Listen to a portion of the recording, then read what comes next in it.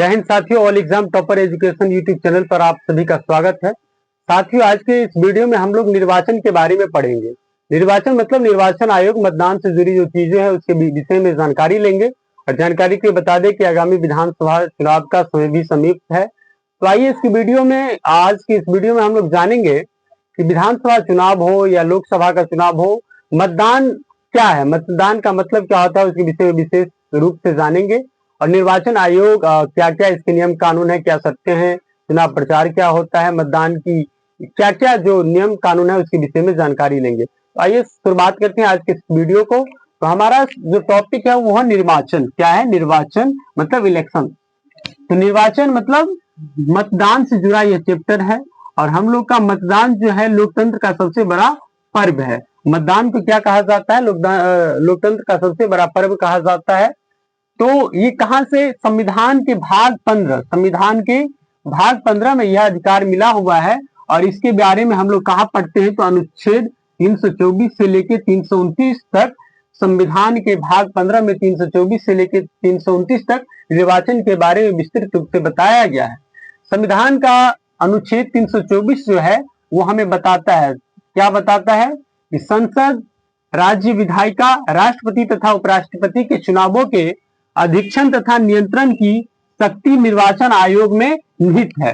राष्ट्रपति हो, चाहे राज्य विधायिका हो, या चाहे एक विधायक हो या एक संसद हो, इसकी शक्ति जो है कहाँ निहित है? तो निर्वाचन आयोग में इसकी शक्ति जो है वो निहित है। और ये हम लोग कहाँ पे? तो ये भारत का संविधान का अनुच्छेद 324 कह रहा है। दूसरा हमारा है कि प्रत्येक व्यक्ति जो भारतीय नागरिक है तथा 18 वर्ष की आयु का है, वह निर्वाचन में मत देने का अधिकार प्राप्त कर लेता है।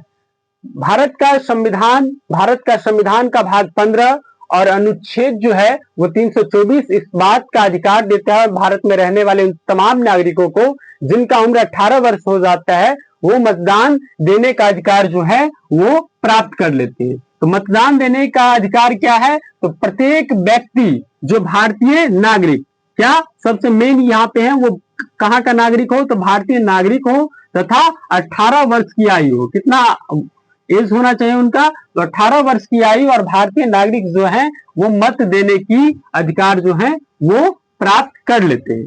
हमारा अगला पॉइंट है मत पत्र एवं चुनाव चिन्ह। मत पत्र एवं चुनाव चिन्ह। चुनाव के समय में उम्मीदवार जब अपना नामांकन करते हैं तो चुनाव आयोग के द्वारा ही उन्हें नामांकन पत्र एवं चुनाव चिन्ह प्रदान किया जाता है। किसके द्वारा? तो चुनाव आयोग ही उम्मीदवार को चुनाव चिन्ह जो है वो प्रदान करता है। ये भी किसके तहत? तो संविधान के भाग 15 और अनुच्छेद 324 के तहत। अगला हमारा है चुनाव प्रचार। आप लोग देखते होइएगा कि जब चुनाव आता है तो चुनाव के समय में चुनाव प्रचार जो है तेज हो जाता है। तो जब चुनाव आयोग उम्मीदवार को उसका चुनाव चिन्ह और नामांकन पत्र दे देता है तो वो चुनाव प्रचार में लग जाते हैं और चुनाव प्रचार का भी कई नियम एवं शर्तें लागू हैं। ओके, चुनाव प्रचार। अगला हमारा है इलेक्ट्रिक वोटिंग मशीन। अगला हमारा क्या है? Electric voting machine. Electric voting machine EVM जो है काफी चर्चे में रहता है जब चुनाव का समय आता है। तो इसके बारे में विस्तृत जानकारी बताते हैं आपको। ये जो है क्यों लाया गया? इलेक्ट्रॉनिक वोटिंग मशीन चुनाव में मतदान के लिए क्यों लाया गया? इसका सबसे मूल कारण था कि इससे अवैध और संदेहास्पद मतदान नहीं होगी तथा मतगणना आसान होगा। इसे ईवीएम लाने का सबसे मूल रीजन था कि अवैध और संदेहास्पद अक्सर सवाल उठते थे, तो उसको रोकने के लिए तथा मतदान को आसान करने के लिए ईवीएम को लाया गया। तथा जब ईवीएम से चुनाव होता है तो कागज की भी खपत कम होती है। वैसे अगर देखिएगा तो बैलेट पेपर पर जब मतदान होता तो काफी कागज की भी खपत होती थी, इसीलिए ईवीएम को लाया गया। जानकारी के बता दें कि जब लोकसभा का चुनाव होता है तो एक लोकसभा के चुनाव में कम से कम 10 लाख ईवीएम पूरे देश भर में काम करते हैं। चलिए, दूसरा हमारा है मतदान प्रक्रिया। मतदान प्रक्रिया क्या है? मतदान प्रक्रिया यह है कि एक मतदाता को मतदान केंद्र क्या किया जाए, कैसे हो, ये सब कौन निहित करता है? तो ये सब जो है चुनाव आयोग, निर्वाचन आयोग इस चीज का डिसीजन लेता है। अगला पॉइंट है हमारा, मतदाता से मतदान केंद्र की दूरी 2 किलोमीटर से अधिक नहीं हो। चुनाव के समय आप लोग देखते हुए कि चुनाव से आपके घर से मतदान केंद्र की दूरी जो है बहुत समीप रहती है और ये अक्सर पंचायत भवनों पर, विद्यालयों में इसका स्थान बनाया जाता है। तो मतदाता से मतदान केंद्र की दूरी कितनी होनी चाहिए? 2 किलोमीटर से अधिक नहीं होनी चाहिए। और एक मतदान केंद्र पर 1500 से ज्यादा मतदाता नहीं जा सकते हैं।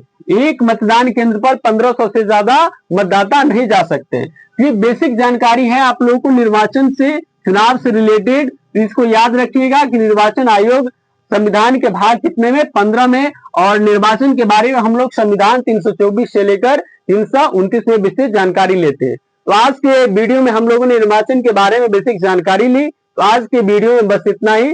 पॉलिटिक ऐसे ही लाजवाब तगड़ा वीडियो देखने के लिए हमारे YouTube channel all exam topper education को आप लोग सब्सक्राइब करें, वीडियो को लाइक करें और आप लोगों को वीडियो कैसा लग रहा है कमेंट जरूर करें। जय हिंद।